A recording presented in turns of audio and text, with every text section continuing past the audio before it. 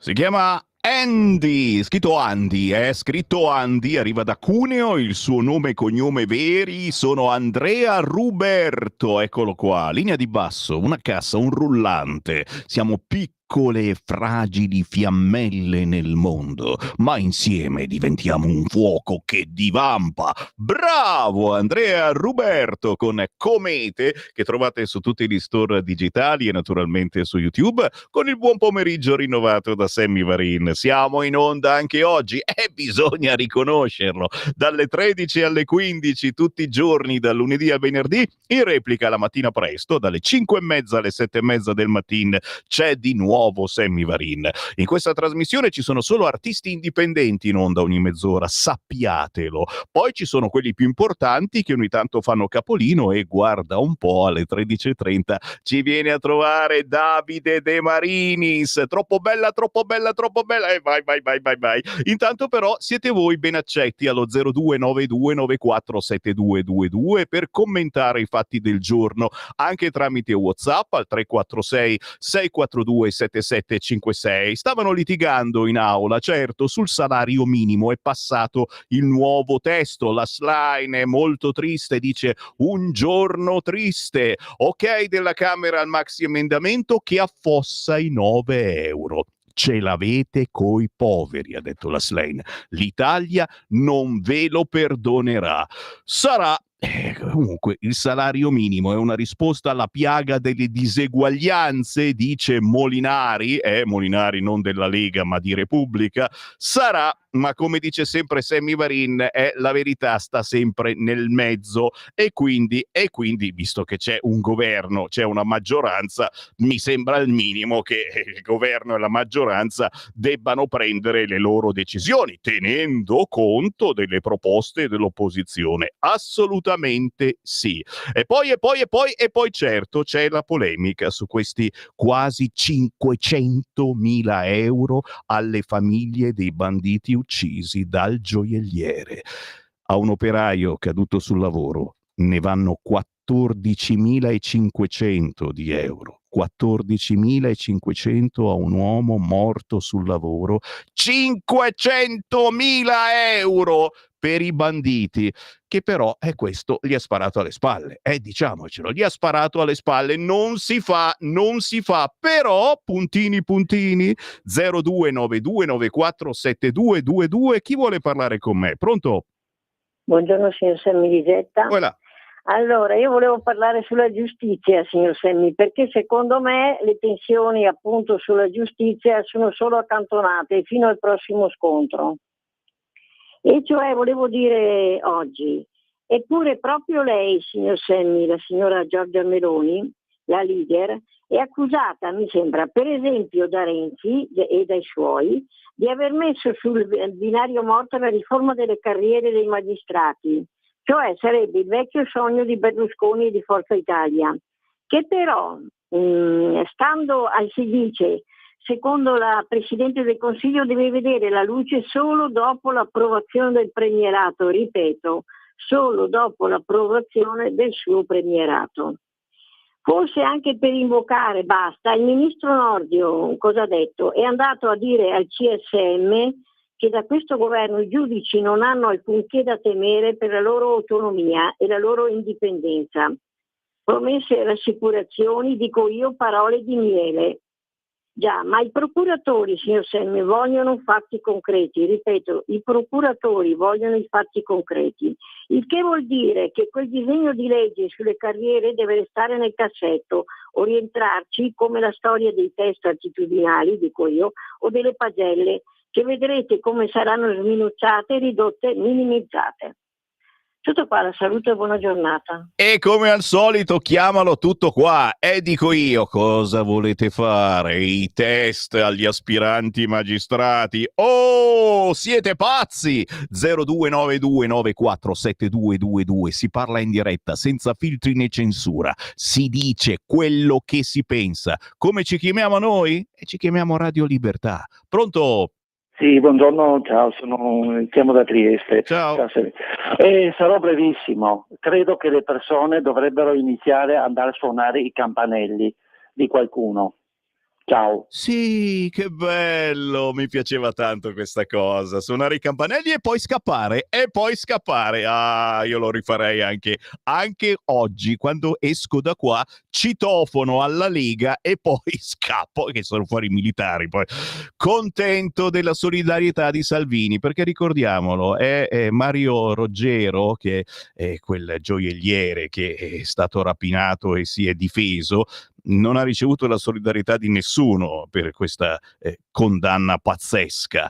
L'unico che gli ha telefonato, e lo scrive anche sui social, ho telefonato a Mario Roggero, esprimendo la mia umana vicinanza a lui e alla sua famiglia. Resteremo in contatto, il suo caso non sarà dimenticato. L'unico che ci ha parlato è stato Matteo Salvini e Roggero ha risposto: contento della solidarietà di Salvini, ora spero di parlargli presto, lui sostiene la legittima difesa e io quel giorno mi sono soltanto difeso da 3 rapinatori che volevano portarmi via tutte le mie cose. Il gioielliere, condannato a 17 anni per aver ucciso 2 rapinatori e a risarcire le loro famiglie per 500.000 euro. Ma voi che cosa avreste fatto?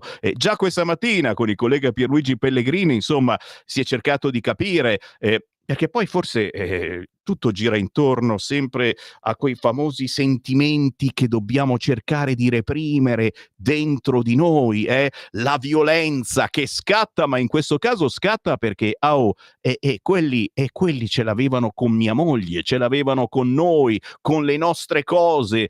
Come dobbiamo reagire a tutto ciò? Che cosa avreste fatto voi al posto del gioielliere? Che cosa avreste fatto voi se eravate quelli che lo dovevano condannare? Ricordiamolo, soltanto il primo grado, il parere del Semmivarini, che lo sapete, picciu, le prevede queste cose e che poi i successivi livelli sono sicuro aggiusteranno la cosa.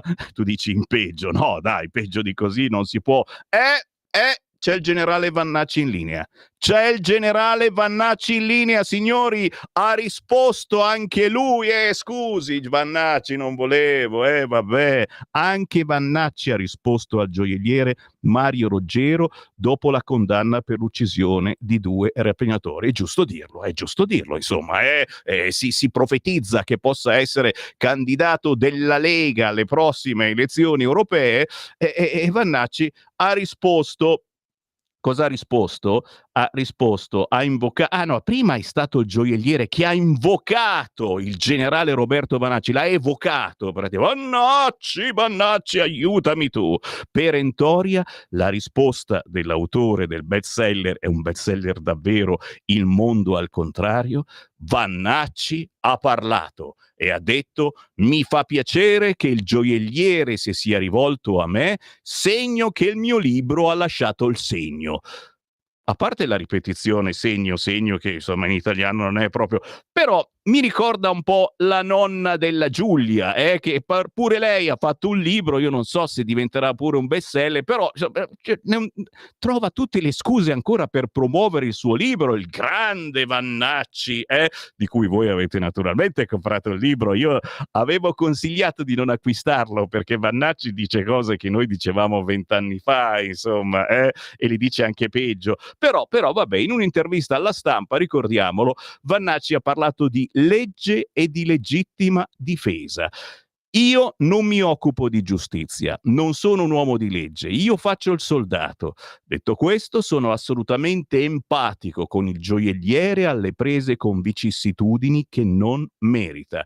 Io, attraverso le colonne della Stampa, esorto il signor Roggero a cercare tutti i metodi che la nostra democrazia ci mette a disposizione per avere giustizia. Se vorrà chiamarmi, sono pronto a parlare con lui. Signori, non c'è soltanto Salvini, anche Vannacci si fa avanti. Cercherò di sfruttare la popolarità per qualche iniziativa che possa in qualche modo aiutare questa persona nella ricerca della giustizia, così ha spiegato il generale Vannacci alla Stampa. E qui chiaramente uno dice, è chiaro, e si candida con la Lega alle elezioni europee. Non lo diciamo, ma lo pensiamo, potrebbe anche darsi. Sareste contenti di avere il generale Vannacci candidato della Lega? Solidarietà massima al gioielliere, ci scrive Marco da Agrate, ma giustamente poi ognuno ha i suoi pensieri in un momento di emergenza come quando arrivano dei ladri a casa tua, nel tuo negozio. Come cavolo fai a pensare di avere una reazione proporzionata all'offesa? Non sempre è possibile. Abbiamo cercato di migliorare la legge sulla legittima difesa, ma c'è ancora da lavorare e come se bisogna lavorare. E certamente Matteo Salvini e la Lega su questo argomento non sono secondi a nessuno. Vergogna di Stato Far West, il caso Roggero spacca la politica. La sentenza sul caso Roggero è destinata a far discutere ancora a lungo e a dividere tanto i cittadini quanto i partiti. E devo dire, magari anche un po' trasversalmente. Cosa dite? Anche un attimino trasversalmente. Da un lato c'è chi come la Lega invoca la difesa senza se e senza ma effettivamente non tutti nel centrodestra sono così attivi come la Lega. Chiaro che c'è il vice premier Andrea Crippa che è andato anche lui giù pesante dicendo la sentenza di ieri rappresenta una vergogna di Stato. Dall'altro poi ci sono i Verdi, il Movimento 5 Stelle che parlano di necessità di evitare il Far West. In mezzo questa sentenza destinata sicuramente a far discutere a lungo e chiaramente qualcuno cercherà anche nel frattempo di cambiare la giustizia. Chissà, chissà. WhatsApp al 346 642 7756, chiaro, chiaro, chiaro, mi segnalano intanto a proposito della Lega di Matteo Salvini la lunga lettera con cui Matteo Salvini ha spiegato oggi al Corriere della Sera il progetto della Lega per costruire un centrodestra unito in tutta Europa, perché dopo la riunione di domenica, la riunione nera in cui tutti erano vestiti di nero, insomma magari bisogna anche cercare di chiarire agli amici di sinistra naturalmente che si stanno sfogando in queste ore. Matteo Salvini nella lettera al Corriere della Sera dice, riassumendo, sono convinto che l'integrazione europea non sia stata immaginata per moltiplicare la burocrazia. Burocrazia, ancora una volta si deve parlare di questa che è l'invenzione del Partito Democratico, l'ha inventata il PD la burocrazia, ma neanche per aprire alla carne sintetica, per cancellare frettolosamente i motori tradizionali e con essi milioni di aziende e posti di lavoro, come sta sperimentando Volkswagen. È vero che ha dovuto fare una marcia indietro a metterla per ideare nuove tasse sulle case, per rassegnarci a un'immigrazione senza controllo. Insomma, l'Europa non serve a questo. L'Europa deve servire a ben altro, deve essere dalla parte dei cittadini, dalla parte della filiera di ogni singolo Stato. Insomma, deve essere un'Europa dei popoli. Quanti anni che diciamo questa cosa? Chissà se riusciamo, se riusciamo. Il sondaggio di ieri diceva insomma che la Lega, se si dovesse alleare con questi partiti di centrodestra e di destra, potrebbe avere la maggioranza in Parlamento e dare del filo da torcere, mica da ridere, insomma, a qualcun altro e che magari vede la presenza della nostra amatissima Meloni. Staremo a vedere. Intanto, mi dicono che tra poco arriva Davide De Marinis e allora mi fermo. Stai ascoltando Radio Libertà, la tua voce libera, senza filtri né censura. La tua radio.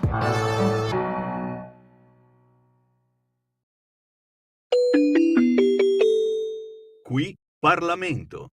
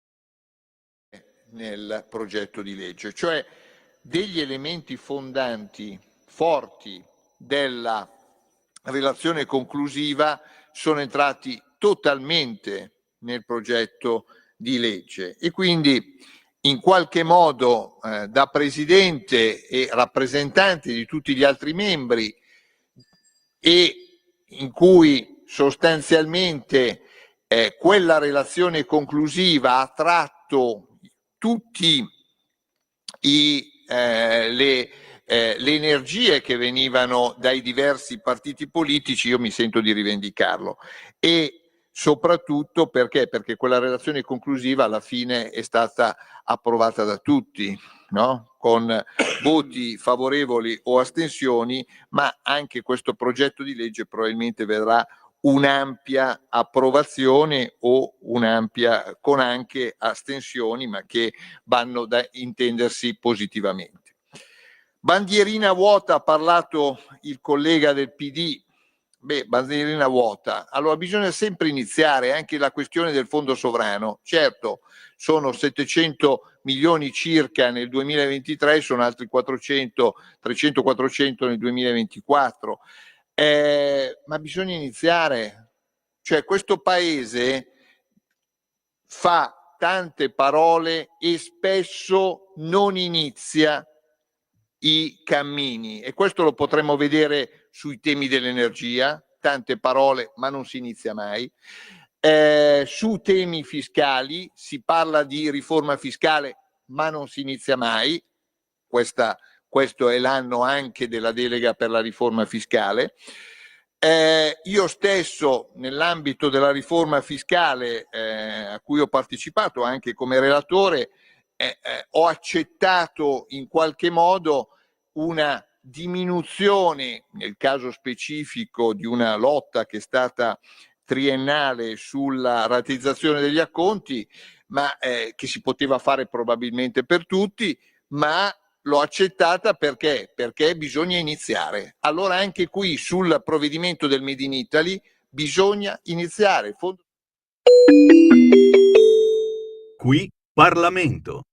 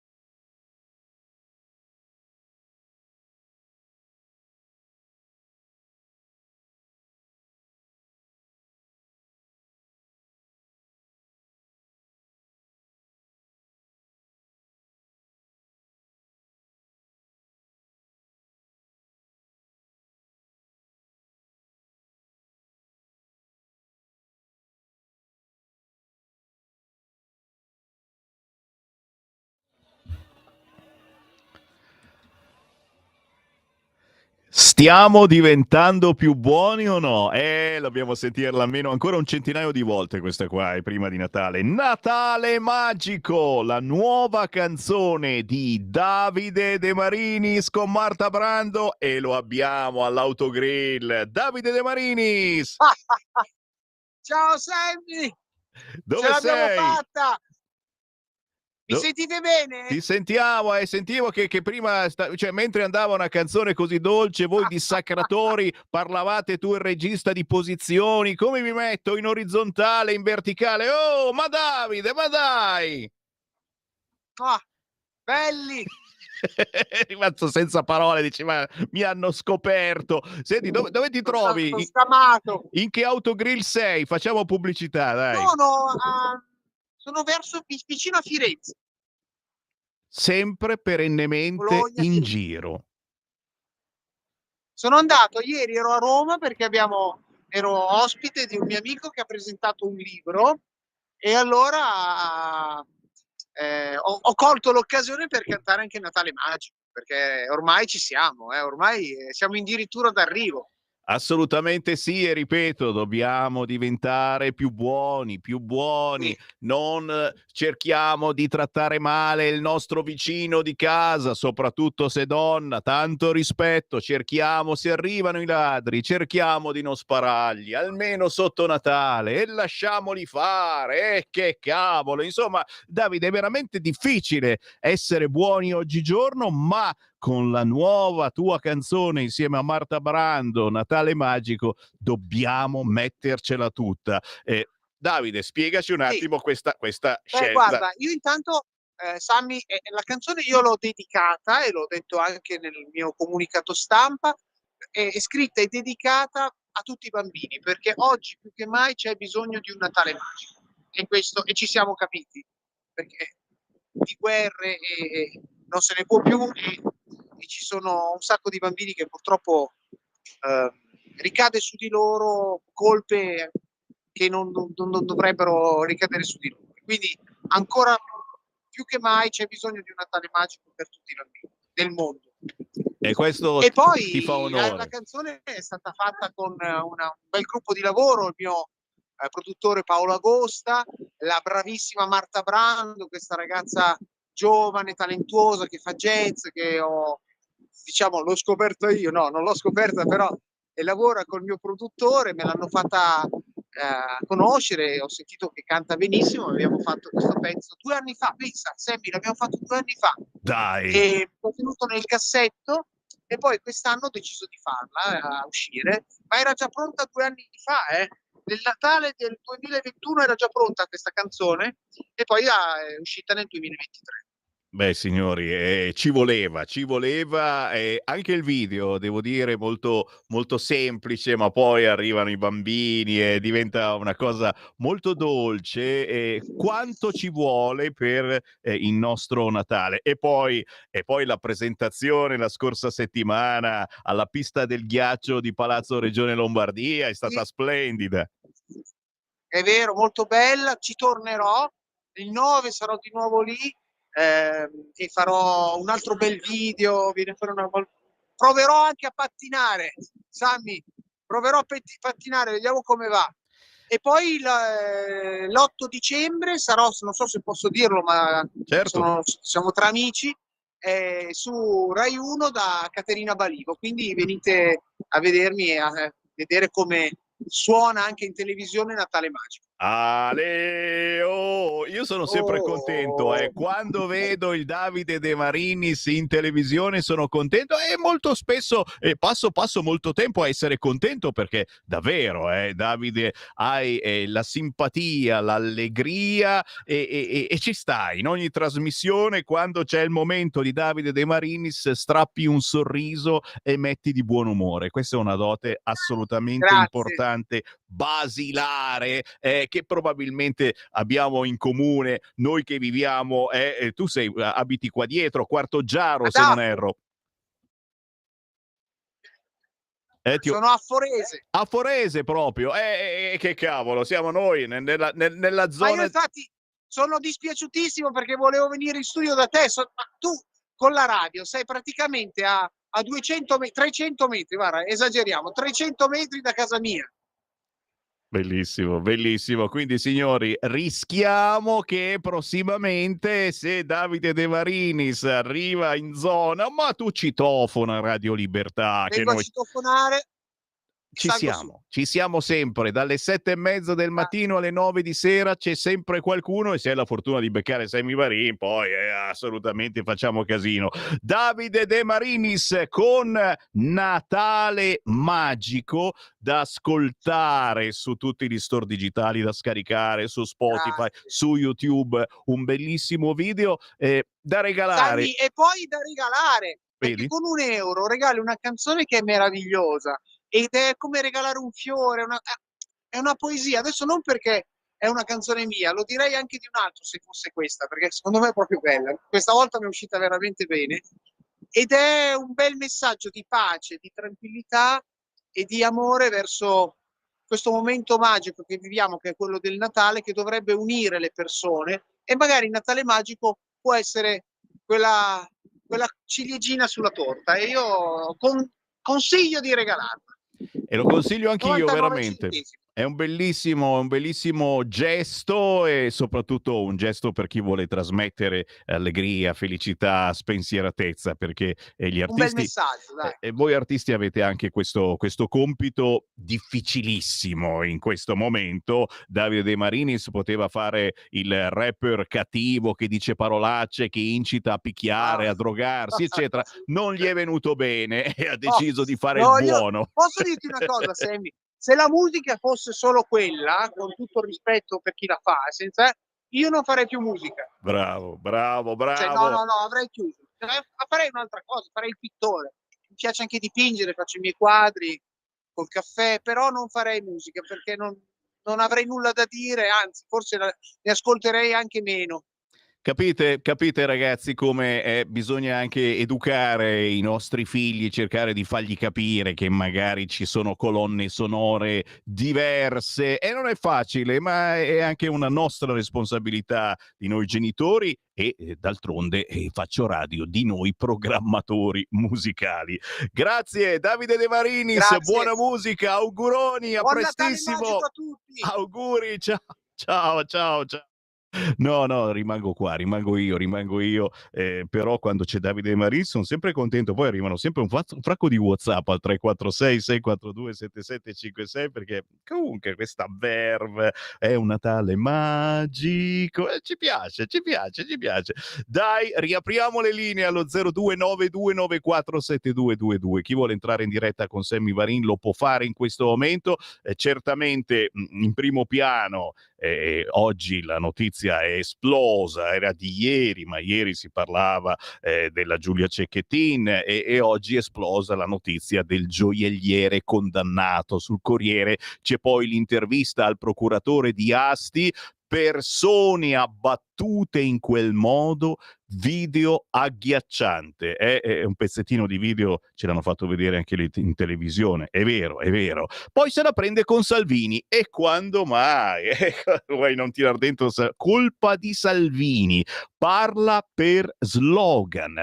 Biagio Mazzeo, che dirige l'ufficio che ha chiesto e ottenuto la condanna a 17 anni di reclusione del gioielliere di Grinzane Cavour Roggero, 17 anni e 500.000 euro per fare ricche le famiglie di quei poveri banditi ammazzati, che certamente se avessero fatto un altro mestiere, tu dici, ma non è mica uno fa il mestiere che riesce a fare, insomma, gli è capitato di fare i banditi. Fatto sta che non finisce qui, perché c'è una certa polemica chiaramente trasversale che riguarda la legittima difesa sicuramente, ma in questo caso purtroppo forse riguarda anche un po' la magistratura.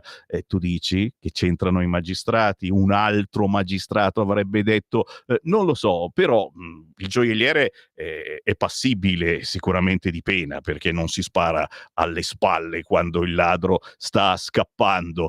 Certamente forse 17 anni di reclusione sono un po' troppi. È il primo grado, ricordiamolo, è soltanto il primo grado, quindi pissi bau bau, qualcosa potrebbe cambiare, magari in peggio. Dite la vostra, cosa avreste fatto voi se foste stati nel gioielliere? Gli avreste cantato la canzone di Davide De Marini, Se è un Natale magico, e li avreste lasciati scappare? 0292947222. Pronto? Ciao Sam, mi senti? Prego. Ciao, sono Walter Friuli Venezia Giulia. Allora io intanto volevo dire che apertamente, come dire, sto con i gioiellieri, nel senso che possono dire quello che vogliono, ma ne abbiamo tutte le tasche piene di essere assaliti in casa, della gente che ruba, della gente che non viene condannata e di questa sinistra che insiste nel continuare a perpetrare queste cose. Abbiamo avuto un articolo anche oggi sul piccolo di Trieste, che poi anche di Gorizia, nella quale il Partito Democratico critica la nostra sindaca, la Cisint, perché dice che dobbiamo integrare gli islamici. Quando, ad esempio, nel caso degli islamici, va detto apertamente, andrebbe ripetuto da Radio Libertà tutti i giorni, gli islamici non si vogliono integrare, ma vogliono sostituirci e picchiano le loro donne e le mettono in giro con il velo. Eppure ci sono ancora persone, a parte sinistra o non sinistra, la sinistra poi in modo particolare con i vari esempi che dà, come dire, di psicopatie tipo Sumaoro, tipo Fratoianni, questa gente così tipo Casarini, cioè questa noi ne abbiamo piene le scatole noi cittadini. Vogliamo dirlo apertamente o no? Viva il gioielliere, altro che spalle. Qua lo Stato dovrebbe potersi dare la pistola come in America, perché ne abbiamo piene le palle. Grazie. È chiaro che qua ci si divide, usare la pistola come in America. 0292947222. Qui potete dire la vostra, senza filtri né censura. Pronto? Sono Albino, ciao. Quella. Pronti. Ogni tanto mi senti, dai. Fa piacere. Sono sempre in gironzola. A parte quello, allora, una componente importantissima che caratterizza la sfera dell'essere umano è l'emotività. Vero. Ed infatti, è giusto?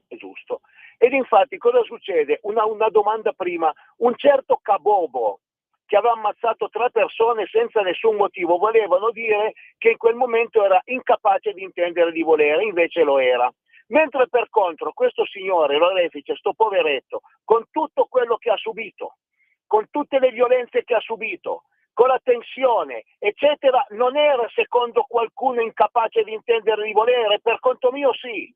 Perché io conosco una persona che ha ammazzato purtroppo la moglie con un bastone, ma era in una situazione tale che adesso ha gli arresti domiciliari.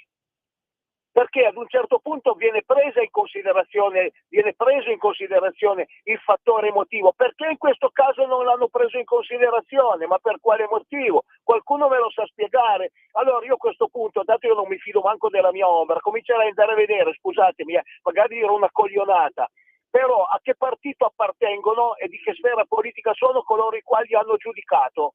Taratatam. Però è vero, in questo caso un giudice avrebbe pensato una cosa e un giudice ne avrebbe pensato un'altra. L'emotività, si è fatto prendere dall'emotività e gli ha sparato, l'ha rincorso, gli ha sparato a entrambi. Uno mi pare l'ha preso anche a calci.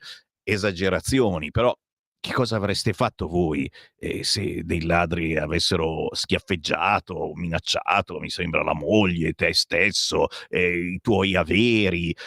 A volte, in altre occasioni, ne abbiamo raccontate tante su queste frequenze, anche i propri bambini, i propri figli. Quale emotività non ti scatena una roba del genere? Come fai a reprimerla? E qui torniamo ancora, torniamo a ieri, ai funerali della povera Giulia, e certamente il suo ex fidanzato si è lasciato prendere dall'emotività anche lui. 0292947222. Oggi vi titillo bene, mi piace. Pronto? Pronto. Ciao. Farin, Giancarlo Biscia. Io sono per il diritto alla difesa.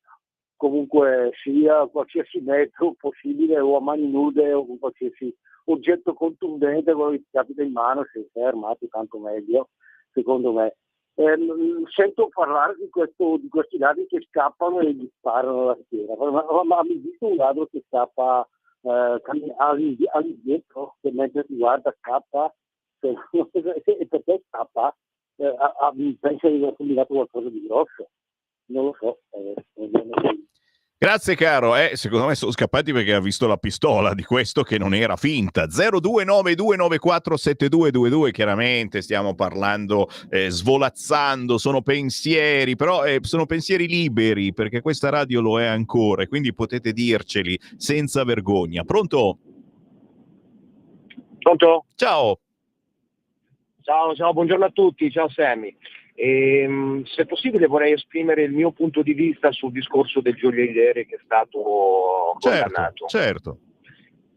Allora, io penso che, almeno questo è il mio pensiero, ma non credo che sia l'unico a vederla così, io penso che questo signore invece ha la mia ammirazione perché ha avuto gli attributi di fare quello che vorremmo fare tutti quando qualcuno ci entra dentro casa, ci entra nella nostra attività, ci minaccia, e la rabbia che molti giudicano eccessiva con cui lui si è difeso, invece io la sposo pienamente, anzi io questa persona la ammiro per quello che ha fatto e sono veramente triste che un giudice o comunque qualcuno abbia il coraggio di condannarlo, perché io spero che a chi l'ha condannato capiti la stessa medesima cosa. Grazie, ma noi naturalmente non auguriamo cose brutte a nessuno. Comunque solo Salvini e solo Vannacci hanno dato la propria solidarietà a questo gioielliere che comunque, ribadisco e discorriba, è stato condannato a 17 anni in primo grado e quindi ci sono gli altri gradi. Certamente c'è il gioielliere che, come quello che viene rapinato in casa mentre dorme, rimane come paralizzato e di ghiaccio, e chi reagisce come quello condannato a 17 anni. Sono momenti difficili da giudicare a chi non capita. È chiaro che non si può esaltare l'operato del gioielliere per evitare l'emulazione. È vero Mario, su questo è vero, comunque ha ammazzato 2 persone, un dramma gigantesco. Chiaramente uno dice però dagli 17 anni gliene potevano dare un po' meno, ma soprattutto questo indennizzo di 500.000 euro ai parenti dei banditi, quasi insomma, cioè li hanno fatti ricchi praticamente, e questi erano banditi. Potevano scegliersi un altro lavoro al posto che fare i banditi. 0292947222. C'è ancora qualcuno in linea? No, ma ci sono un fracco di WhatsApp al 346-642-7756. Ammazza se siete cattivi. Doveva ammazzare anche il terzo, purtroppo è riuscito a scappare. Ancora Gino, buongiorno. Un consiglio ai delinquenti che circolano dalle parti di quel giudice che ha condannato il gioielliere. No, non lo leggiamo neanche, però certamente da una parte dovrebbe essere un consiglio a chi vuole fare il ladro come mestiere. È un mestiere pericoloso e molto spesso ti può capitare qualcuno che si difende. Dall'altro certamente un monito per tutti noi, mai usare la violenza, se la usano gli altri stai lì e le prendi. Pronto? Sono Gianni da Genova, ciao. Ciao Gianni. E il problema, diciamo così, è che questi qua avevano già rapinato altre volte questo gioielliere e bisogna anche sapersi trovare in questa situazione. Lui ha sempre lavorato, ha sempre pagato le tasse, ha fatto quello che ha sempre fatto come onesto cittadino. Adesso bisogna dargli anche 500.000 euro ai parenti delle vittime, ma se non andavano a rubare, quella non succedeva niente, Cioè, quello che ha fatto il gioielliere, per quello che ho potuto capire io, può essere considerato come una legittima difesa. Punto.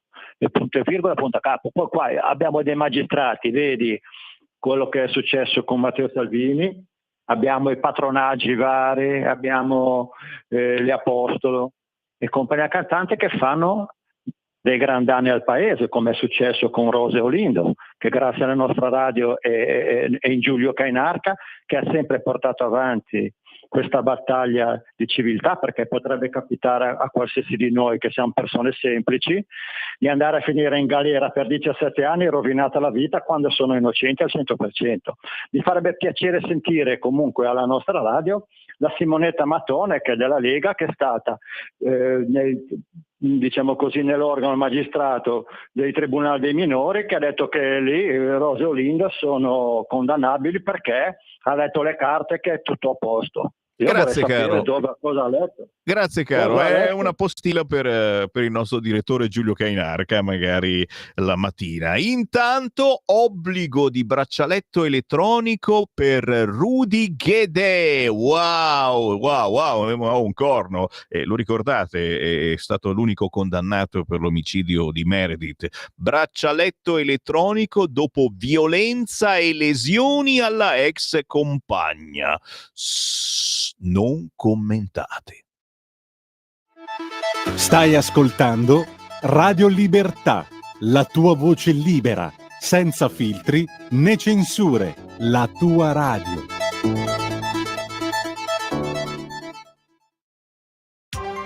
Coming Soon Radio, quotidiano di informazione cinematografica. Al cinema il Natale arriva prima. Ah, non lo sapevo. Con Diego Abatantuono, Nino Frassica, Michele Foresta, Elio, Violante Placido, Carol Alt e Primo Reggiani. Se posso dire la mia. No, domani è Natale.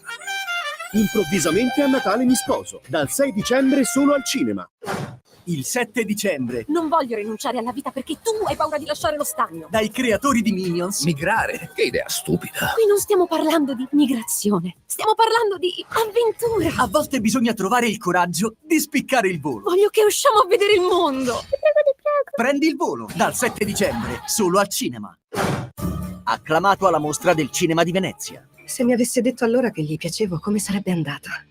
Magari avrei una vita diversa. Perché? Tu vorresti una vita diversa?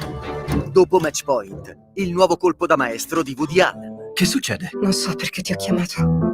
Un colpo di fortuna. Dal 6 dicembre al cinema.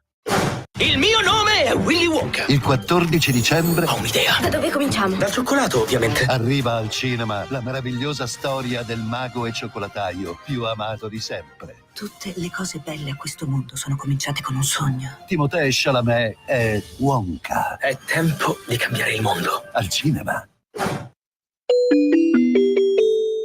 Qui Parlamento. Viene criticato come una bandierina, però si inizia un cammino di sostegno delle eccellenze del Made in Italy e questo è sicuramente un cammino che meritano le attività economiche che danno anche lavoro, meritano gli italiani e meritiamo anche tutti noi alla fine, se spingiamo tutti insieme, siamo un po' più orgogliosi di questo paese, perché questo paese ha bisogno, e questo provvedimento probabilmente ne è un esempio, ha bisogno di meno polemiche, più fatti, più aiuto alla vita vera. L'opera di ascolto di 160 associazioni durante l'indagine conoscitiva propedeutica a questo provvedimento sicuramente è una politica più vicina alla vita vera e noi ne abbiamo tanto bisogno. Grazie Presidente. Grazie. Ha facoltà di replicare il rappresentante del governo se vuole, rinuncia. Il seguito del dibattito è rinviato ad altra seduta. Che rappresenta insieme a... Qui Parlamento.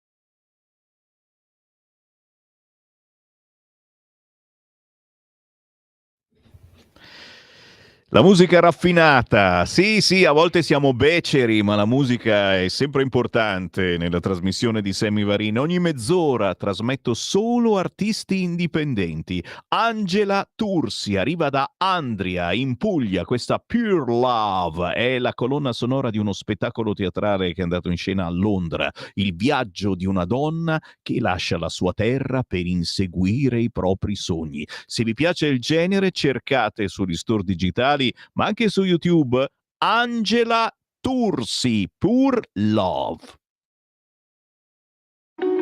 Segui la Lega è una trasmissione realizzata in convenzione con La Lega per Salvini Premier. Dai, c'è Sammy Varin in diretta nazionale su Radio Libertà. Buon pomeriggio, ma anche buongiorno a chi ci segue nella replica la mattina presto. I fascisti non sono graditi al Teatro alla Scala, sappiatelo. I lavoratori della CGIL contro la russa alla prima della Scala. Ragazzi, non perdono occasione per rompere le palle a questo governo. Così scrive Repubblica, e il Corriere ci va ancora giù, ancora più duro. Prima alla Scala le autorità si dividono, la russa, Salvini e i ministri sul palco reale, Sala in platea con Liliana Segre e lontano dal governo. Insomma, il sindaco per la prima volta rinuncerebbe al posto d'onore e la CGIL appunto dice: non saluteremo le autorità che non hanno preso distanza dal fascismo. Oh ragazzi, mi viene in mente il certificato antifascismo che devi firmare. Santa pazienza, ma io sono paziente e vi do naturalmente anche il microfono. Chi vuole entrare in diretta con Sammy Varin, sappiatelo, potete sempre chiamare 0292947222 o 346 642 7756. Tra un po' arriva anche Silvia Scurati per il Focus Lombardia e parleremo certamente di Milano e non soltanto, ma adesso anche qualche evento targato Lega sul territorio, partendo dalle cose simpatiche che stanno girando in rete, come le più belle frasi di Osho, e questa è uscita proprio questa mattina. Matteo Salvini che dice alla Meloni: io vado a giocare qui sotto coi sovranisti. E la Meloni, come una mamma, gli risponde: sì, ma non uscite fuori dall'Europa che m'arrabbio, eh?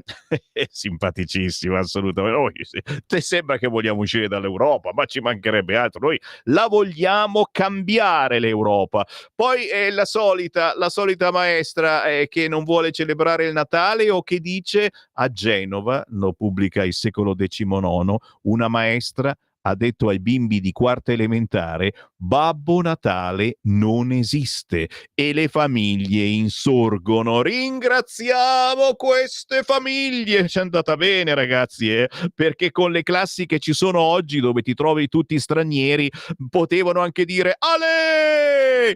0292947222. Pronto? Sì, pronto, ciao Sammy. Ciao. Senti, ti volevo dire, ieri mi è capitato per caso, facendo zapping, di guardare Fox TV e mi ha impressionato il primo ministro polacco perché ha detto queste testuali parole. Ha detto: noi, a differenza di altri paesi, come per esempio l'Italia, siamo un governo di destra, un governo che fa l'interesse del popolo, non vogliamo essere chiamati spregiativamente con il termine di sovranisti, siamo popolari, facciamo l'interesse della nostra nazione, facciamo l'interesse di quella che è la nostra storia, per cui abbiamo deciso che dopo l'8 d'ottobre, cioè questo l'ha detto un governo di centrodestra in Polonia, che fa parte della UE, così come l'Italia, ha detto dall'8 d'ottobre qui non mette più piede un immigrato clandestino, un immigrato illegale di qualsiasi natura, e non vogliamo più palestinesi sul territorio polacco. Allora io ti faccio questa domanda.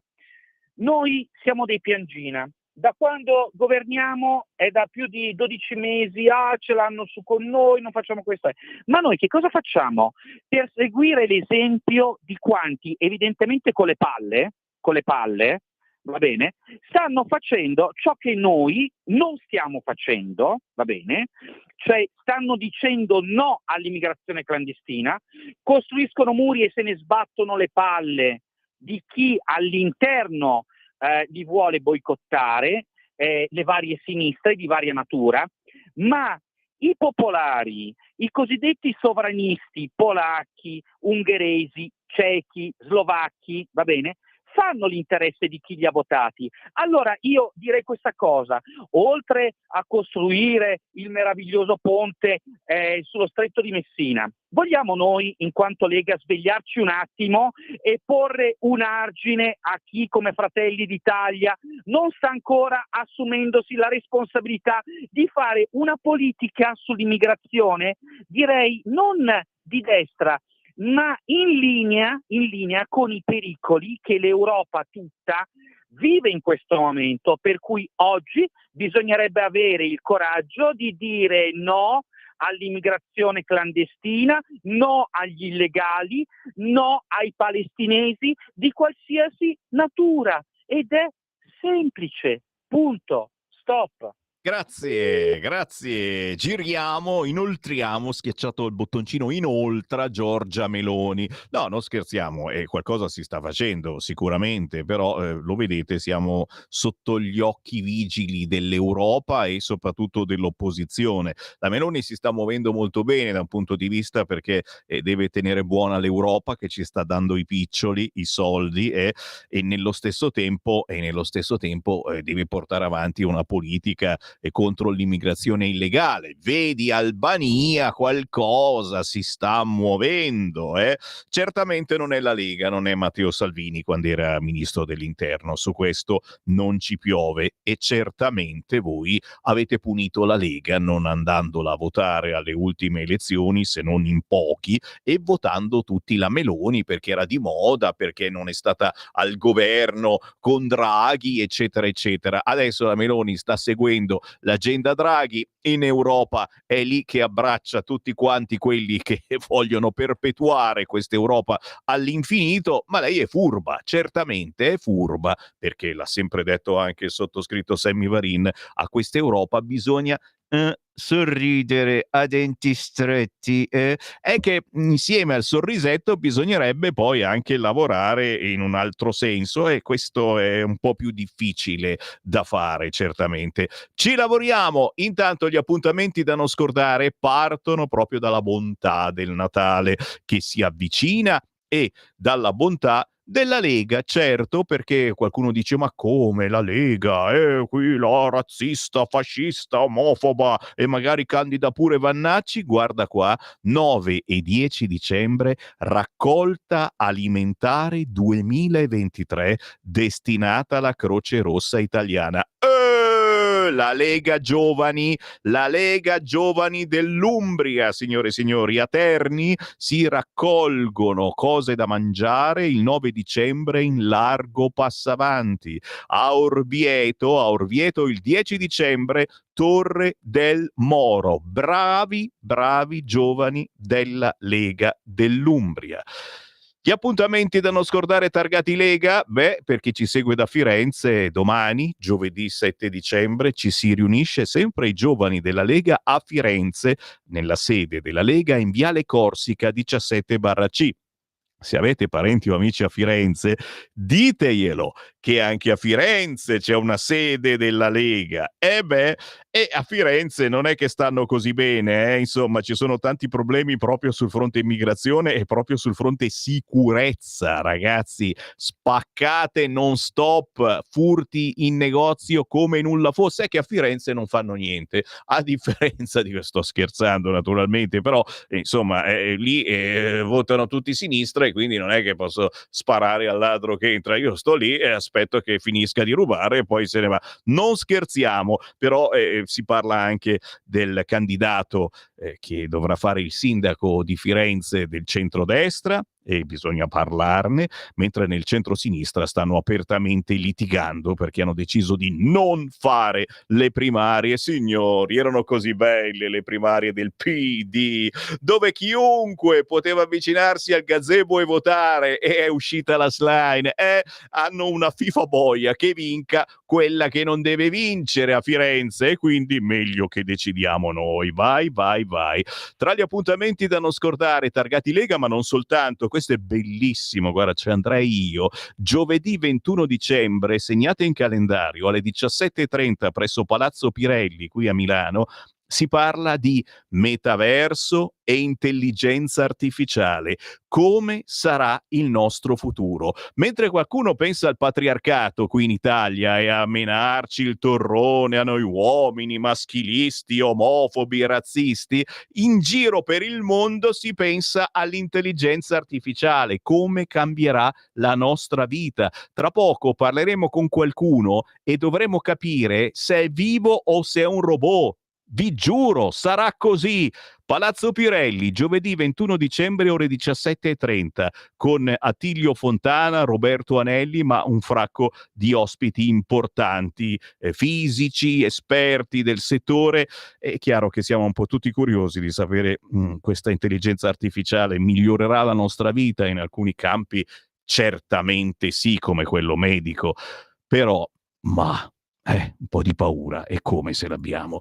Venerdì 15 dicembre, ore 20, cena di Natale. Siamo a Legnago, in provincia di Verona. La presenza di esponenti della Lega provinciale, regionale, nazionale. Appuntamento a Legnago, venerdì 15 dicembre, ore 20, al ristorante 410, ristorante atipico di Legnago, via 24 maggio. C'è anche il menù. Taglieri di salumi e formaggi con giardiniera di nostra produzione, risotto alla veneta con ragù tagliato al coltello e cannella, guancette di maiale, sì, sono un maiale anch'io, brasate al vino rosso, panacea di verdure e patate al forno e 1000 foglie di dolce. Vini a scelta tra prosecco, biancofermo rosso, acqua e caffè. Signori,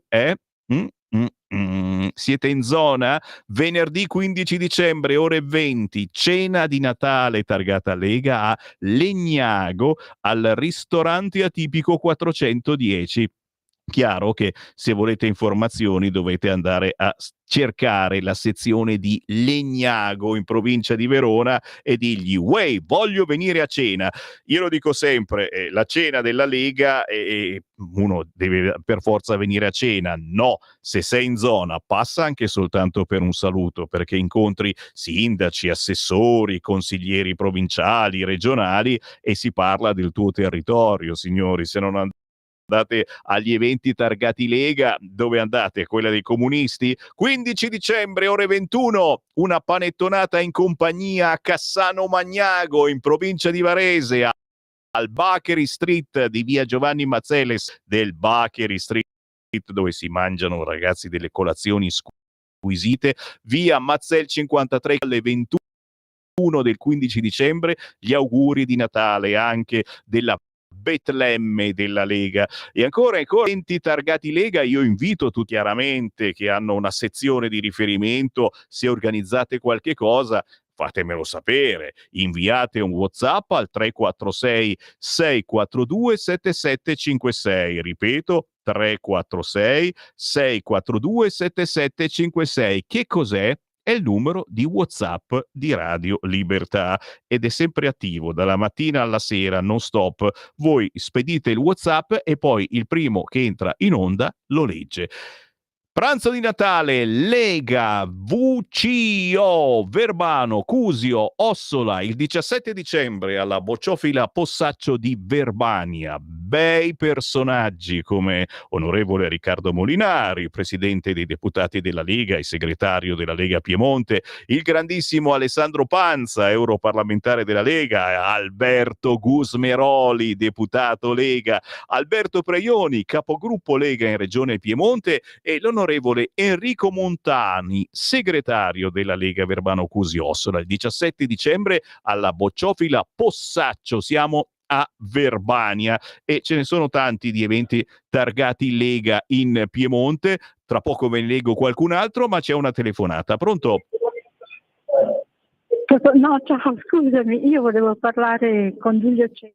Giulio Cesare, era una telefonata privata. Giulio Cesare Carnelli, lui mette tutto così in vista, dice: ma sì, chi vuole parlare con me parla con tutti quanti, ci mancherebbe altro. Benvenga signori, chi vuole parlare in diretta, sì, lo specifichi che è sempre meglio, 346 642 7756 il WhatsApp, oppure il numero 0292947222. Questa è una notizia che riguarda la Lombardia e il Veneto, ma anche tutta l'Italia, e tra poco la commenteremo insieme alla consigliera regionale della Lega. Arriva Silvia Scurati tra pochissimo. L'ultimo sondaggio dice che il 60,1% degli italiani dice sì all'autonomia regionale. Wow! Calderoli, più si conoscono i contenuti e vengono sbugiardati gli slogan dei contrari, a prescindere, e più l'autonomia decolla. Signori, il 60,1% degli italiani dice sì all'autonomia regionale. Mi sembra un dato fantastico, che la sinistra, devo dire, a questo punto dovrebbe starsene zitta e buona ed ascoltare i Maneskin. Staremo a vedere. Comunque capisci il motivo per cui Calderoli in questi mesi sta girando come una trottola in tutta Italia, proprio per raccontare che cosa significa autonomia, e ce n'è da raccontare, proprio perché soprattutto le regioni del sud hanno, ma io posso anche capirlo in buona fede, paura, è la secessione dei ricchi. Sono rimaste ancora quando la Lega voleva fare la secessione, ce la menano perché è una proposta della Lega, ma guarda un po', l'autonomia è stata messa in Costituzione dalla sinistra, e allora se c'è di mezzo la Lega non va bene. Ancora polemiche certamente sulla situazione Vannacci, perché c'è chi dice ma allora lo candidate, non lo candidate, però Vannacci è stato l'unico insieme a Matteo Salvini che ha espresso solidarietà al gioielliere, quello condannato a 17 anni perché si è difeso sparando e purtroppo uccidendo i banditi. Solo Vannacci e Matteo Salvini gli hanno espresso solidarietà. Qualcuno ricorda questo volantino e giustamente ve lo inquadro perché è importante, sta girando sul web ed è la risposta che potete dare a tutti voi che avete amici o parenti che votano PD, e con tutti questi problemi nell'ambito della sanità. Di chi è la colpa? Ma del centrodestra, minimo, di questo governo che non ha dato abbastanza soldi alla sanità. Assolutamente falso, ma guardate un po', tra il 2012 e il 2018 ci sono stati 36 miliardi di tagli alla sanità. Fatti da chi? Vi do qualche secondo per rispondere. Dai governi di centro-sinistra. Monti, meno 8 miliardi. Letta, meno 8,4 miliardi. Con Renzi un taglio alla sanità di 16,6 miliardi. Con Gentiloni soltanto, lui è gentile, meno 3,1 miliardi. Ammazza! Con che coraggio il PD parla di sanità? E questo è un volantino che trovate sul sito della Lega Lombarda, ma anche su molti social di esponenti della Lega, che dovete assolutamente inoltrare a parenti o amici che rompono le palle perché aspettare 6 mesi, un anno per fare qualche visita. A parte che CQ qua in Lombardia mi pare che le cose stiano andando un po' meglio, poi magari tra poco lo chiediamo nel Focus Lombardia alla consigliera regionale, però avete visto i tagli che chi ha pensato a fare i tagli? Non certamente il centrodestra, ma la sinistra.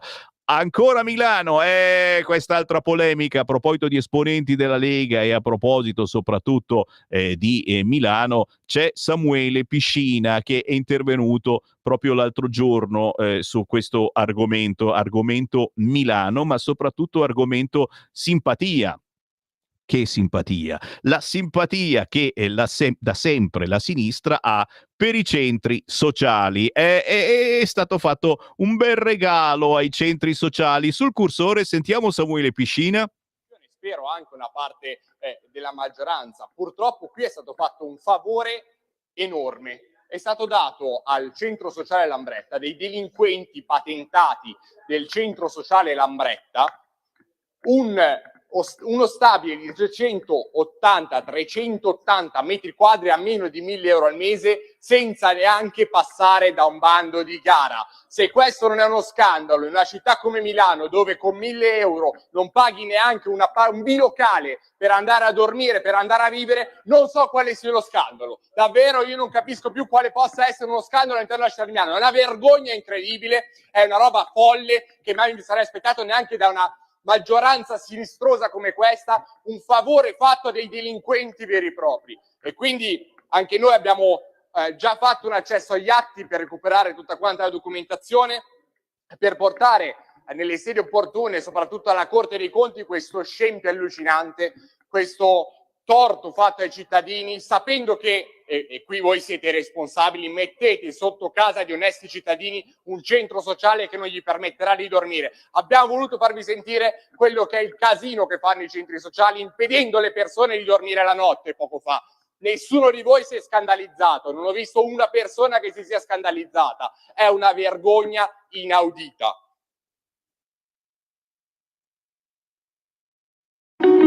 Segui la Lega è una trasmissione realizzata in convenzione con La Lega per Salvini Premier.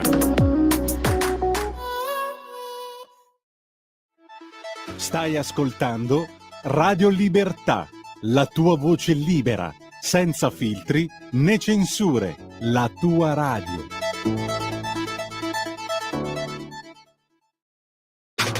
Stai ascoltando Radio Libertà, la tua voce libera, senza filtri né censura. La tua radio.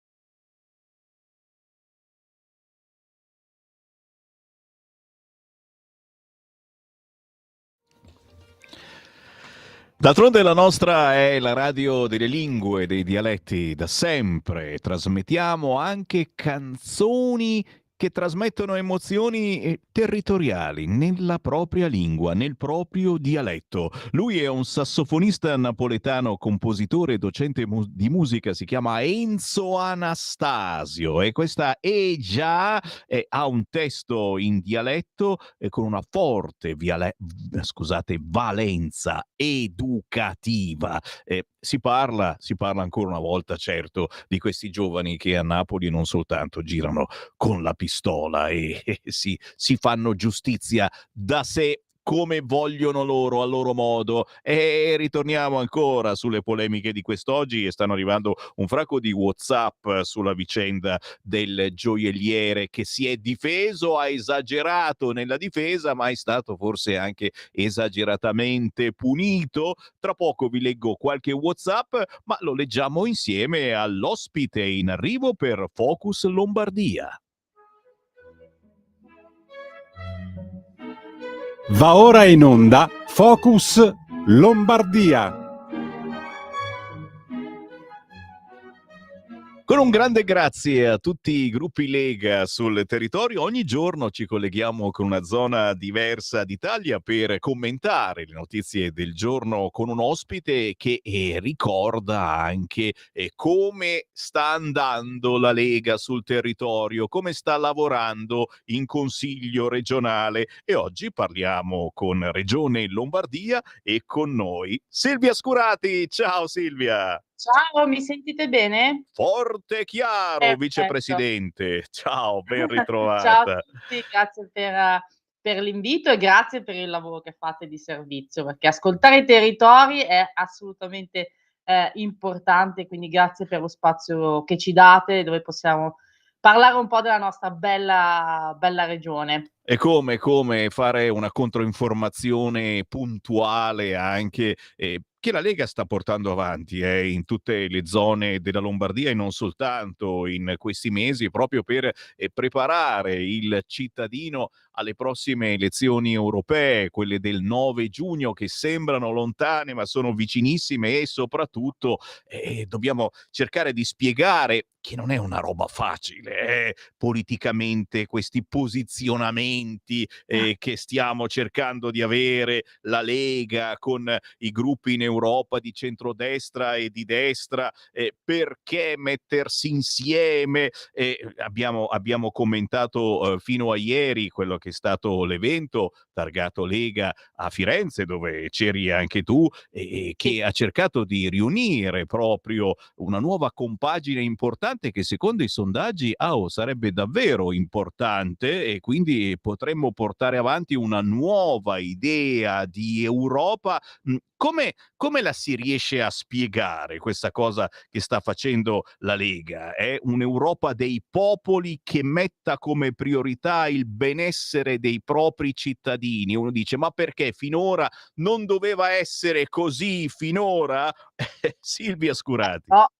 Beh, la Lega lo dice da sempre, da quando sono entrata nelle file della Lega in tenera età. Noi crediamo nell'Europa dei popoli, e questa spesso è l'Europa della BCE, l'Europa delle banche, l'Europa della finanza, tant'è che quando poi chi ci ascolta si trova alle prese con i mutui che impazziscono, con l'inflazione, parte delle responsabilità è anche di come è amministrata la finanza a livello europeo. Noi questa Europa non la vogliamo fatta così. Poi ci hanno detto di tutto, io ero a Firenze, guarda, credimi, è stata una bella kermesse, è stato un bel confronto, un bel dibattito, abbiamo ascoltato le esperienze che sono arrivate da ogni parte d'Europa, e quindi è stato, secondo me, molto importante iniziare a parlare d'Europa, perché dall'altra parte fanno le manifestazioni filo-palestinesi contro quello che organizziamo a Firenze, però nessuno si mette al confronto con tutte le realtà europee. E come dicevi ben tu prima, ed è giusto spiegarlo ai nostri ascoltatori, telespettatori e chi ci guarda e chi ci ascolta, la compagine a livello governativo è ben differente da quella che ci troviamo poi in Europa, tant'è che le forze politiche di centrodestra che oggi sono al governo, c'è la Lega che è nel gruppo Identità Democrazia, ci sono gli amici di Fratelli d'Italia che afferiscono al gruppo dei conservatori, e poi c'è Forza Italia legata alla parte dei socialisti PPE. Quindi vedete come a livello europeo non sempre in questo momento si rispecchiano un po' le alleanze italiane. Quello che ha detto Matteo Salvini, che io assolutamente condivido e non capisco per qualche alleato sia un po' stizzito, è quello di dire: cerchiamo di lavorare affinché i principi e i valori che noi portiamo avanti a livello governativo possiamo magari ripeterli vincendo anche poi, perché poi è vero che sono proporzionali le elezioni, quindi ogni partito si fa la sua battaglia, la sua partita, però poi non dobbiamo più trovarci in Europa a essere schiavi del motore elettrico, delle politiche green esasperate, di come dobbiamo coltivare la zucchina o qualcos'altro, perché poi dopo ci scontriamo con queste cose. Quindi questo è il messaggio che abbiamo lanciato da Firenze, ma riusciamo a metterci insieme, anche perché, Sammy, i valori dei padri fondatori dell'Europa, se voi leggete il testo che avevano scritto, e comunque si basa su un'Europa con identità cristiana, con dei valori che noi cerchiamo di portare avanti anche a livello nazionale. Quindi, secondo me, c'è un po' di tempo, perché poi dopo Natale siamo qua, a giugno arriva, però c'è un po' di tempo per lavorare. Noi è questo che chiediamo, un'Europa dei popoli, che tenga conto delle proprie tradizioni, non un'Europa asserita ai poteri della finanza, è un'Europa che insomma su alcune questioni internazionali non prende posizione. Noi abbiamo parlato di lavoro, di sicurezza, di immigrazione e di valori. Penso che sia corretto, ma intanto noi c'eravamo a iniziare a parlare, dall'altra parte non si sa, probabilmente non interessa discutere dell'Europa che vogliamo. Chiaramente, signori, tocca a voi poi fare da cassa di risonanza per i vostri parenti, i vostri amici, cercando di spiegare che cosa intende fare la Lega e il centrodestra. Al momento non tutto, signori, dobbiamo riconoscerlo. Cerchiamo di metterci d'accordo e abbiamo un po' di mesi di tempo, per fortuna, per fare davvero squadra e riuscire a cambiare questa Europa partendo dal Parlamento europeo. Significa poi arrivare alla Commissione e alle leggi che sono state fatte finora, che non è che siano peste e corna, ci mancherebbe altro, siamo tutti green, ma lo dobbiamo riconoscere, essere green, ma essere consapevoli che una transizione va ponderata piano piano e non si può passare completamente all'elettrico quando questa cosa non riusciamo a sostenerla. Intanto che ti parlo, succedono cose, a proposito, naturalmente, dobbiamo dirlo anche della FIFA, che intorno a noi hanno chi non è di centrodestra e vota PD e che è abbracciato al PD in tutti i modi, e certo hanno paura del cambiamento e ci sono le piccole vendette. E allora parliamo della prima della scala, signori. CGIL e ANPI chiedono il certificato antifascista per entrare alla prima della scala. No, non è proprio così, ma quasi. Allora, CGIL e ANPI contro la russa. Non saluteremo chi non ha mai condannato il fascismo. E ti immagini la russa, se ne farà una ragione. Ma poi ancora sul Corriere, prima alla scala, le autorità si dividono. La russa, Salvini e i ministri sul palco reale, Sala, il sindaco di Milano, invece sarà in platea con la Segre. C'è questa disposizione polemica degli spettatori istituzionali. Il sindaco di Milano sarebbe la prima volta rinuncerebbe al posto d'onore per stare accanto alla senatrice a vita e lontano quindi da questo pericolosissimo governo di centrodestra. E la CGIL che dice non saluteremo le autorità che non hanno preso distanza dal fascismo. Silvia, cose veramente gravi da non dormirci la notte. Beh, c'è chi non ha ancora preso le distanze dal comunismo, quindi rispetto veramente, cioè l'ANPI ci dà sempre tante soddisfazioni comunque. No, ma mi rincresce, sai cosa, Sammy? Che comunque sia, io rispetto chi ha avuto una storia, chi aderisce a delle associazioni che comunque sono importanti. Mi dà fastidio come chi gestisce queste associazioni le utilizzi per fare della mera demagogia politica. Punto. Penso che abbia combattuto per rendere libero questo paese non si meriti un'associazione che utilizza questo per fare contrapposizione politica, così come c'è chi fa il sindacalista in modo onesto, serio, e mi dispiace che appunto vengano utilizzati questi mezzucci per insomma, per tentare poi di creare una contrapposizione. Penso che insomma la storiella di dai al fascista, nazifascista, cioè veramente deplorevole. Neanche sono in grado di godersi una giornata che per Milano, ma per la Lombardia, la prima della Scala, guarda, credimi, ho avuto la fortuna di andare una volta sola nella mia vita, ma è un momento tale di cultura,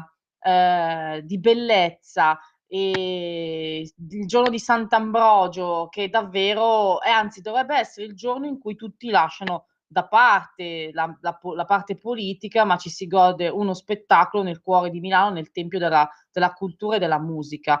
E invece mi dispiace, ma ogni anno quando c'è la prima della Scala comunque a turno organizzano picchetti, presidi, poi ripeto, gli insulti a questo governo si sprecano, ma se pensano che questa sia fare opposizione, io sinceramente preferisco opposizione su fatti concreti, e puoi contestarmi qualsiasi cosa, i numeri della finanziaria, non lo so, cioè c'è tante cose su cui ci si può confrontare, ma queste cose fanno assolutamente ridere. Anche Beppe Sala che fa finta di fare per un giorno il democratico tra il pubblico, quando invece sta chiudendo Milano nell'area Z, B, C, tutte le lettere dell'alfabeto, in modo da accontentare il suo elettorato di radical chic. Ecco, credo che faccia riflettere. Io mi auguro che questa cosa davvero, ma lo dico anche per il sindaco stesso Sala, che rientri, perché, ripeto, la prima della Scala è vero che non c'è il Presidente della Repubblica, però è davvero da sempre un momento importante per Milano, ma per l'indotto economico, cioè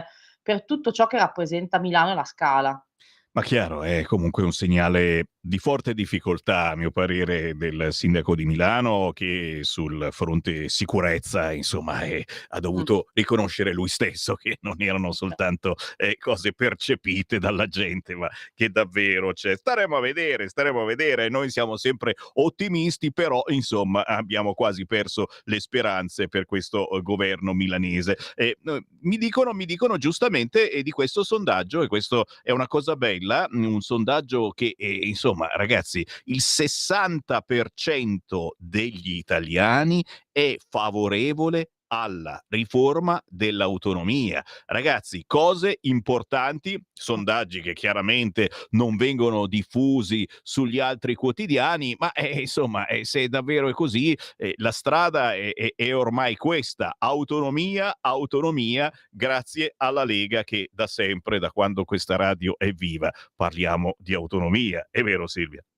Assolutamente sì, grande davvero il ministro Calderoli che sta mettendoci anima e corpo in questa riforma, credendoci, facendo convegni, facendo capire, e questo sondaggio probabilmente è uno spiraglio, che insomma non è la partita giocata da una sola parte di questo paese, ma l'autonomia, dare delle competenze, assegnandole le risorse necessarie per gestirle, vuol dire anche premiare i bravi amministratori, che ci sono al nord, ci sono al sud, e quindi chi è bravo ad amministrare le proprie competenze assolutamente è giusto che possa farlo. Quindi il concetto dell'autonomia per noi lombardi è un faro.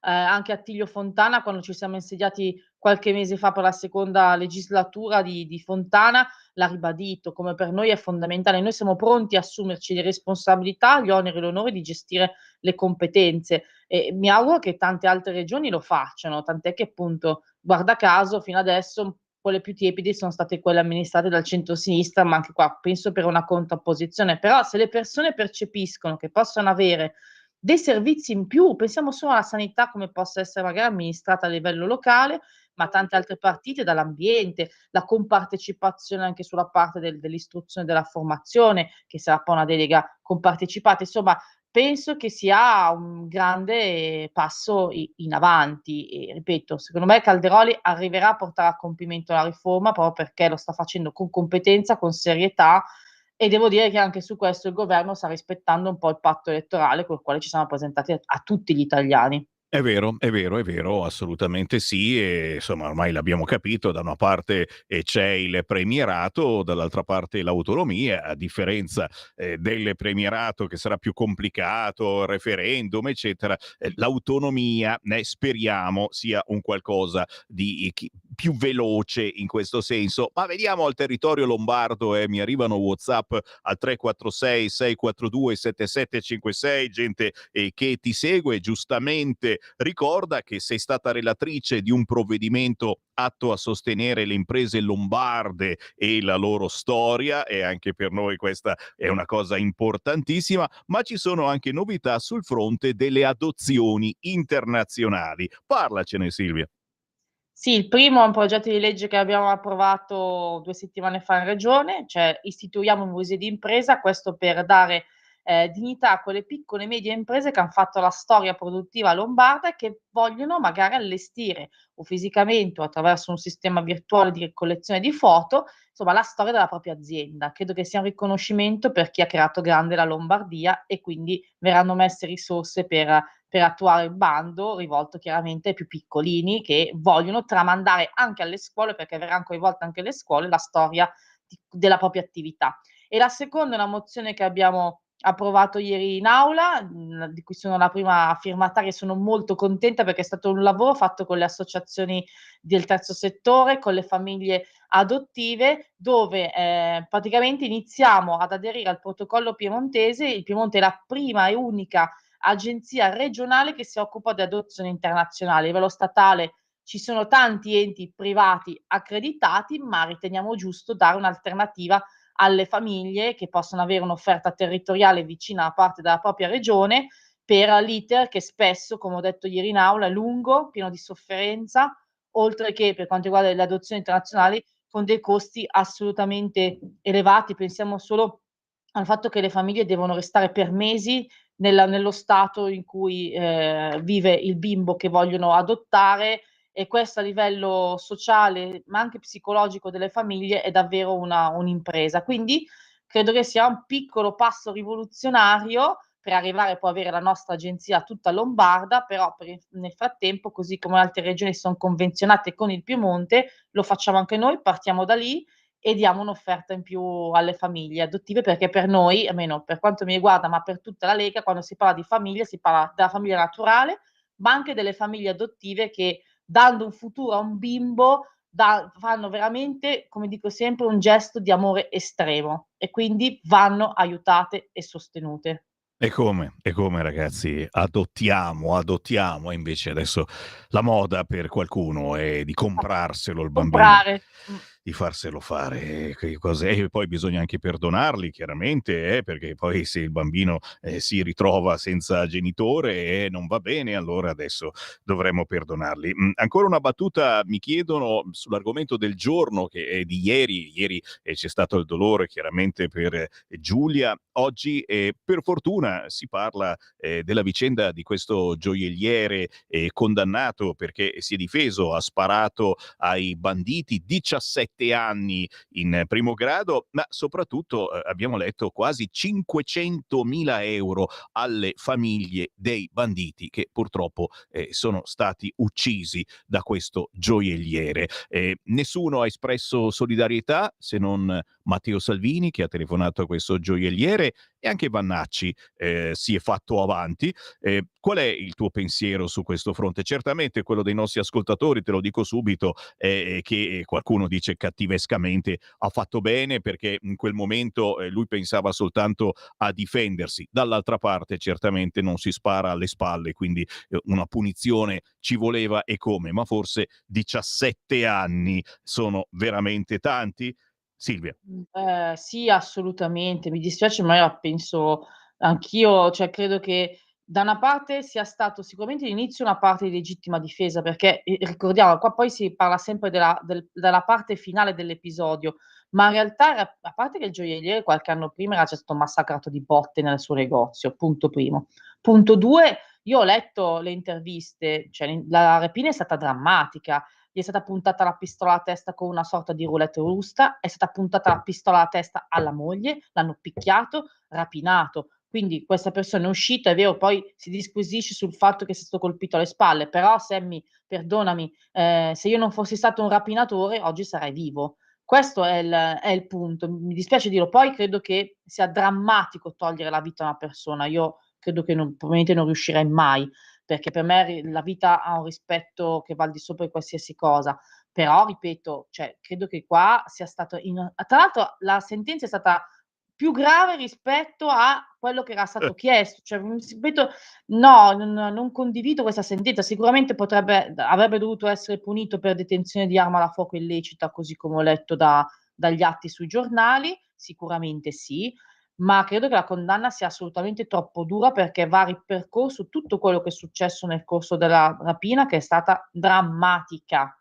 Poi che abbia sbagliato a colpire alle spalle, per l'amor del cielo, questo sì, probabilmente elude dalla legittima difesa, però ricordiamoci in che situazione si trova questa persona, più volte, ripeto, rapinata, picchiata, aggredita, pensava avessero rapito la moglie, cioè mettiamoci anche nello stato psicologico. E comunque ribadisco, se questa persona non avesse rapinato un negozio, una gioielleria, oggi non saremmo qua a parlare di questo episodio. Mi dispiace, ma questo va anche detto.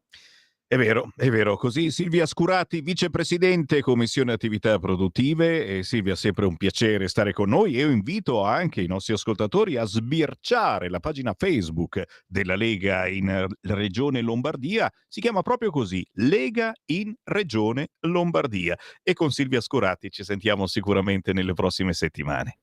Grazie mille, è stato un piacere. Un saluto a te, Sammy, e a tutti gli ascoltatori. Un bacio a tutti. Ciao. Avete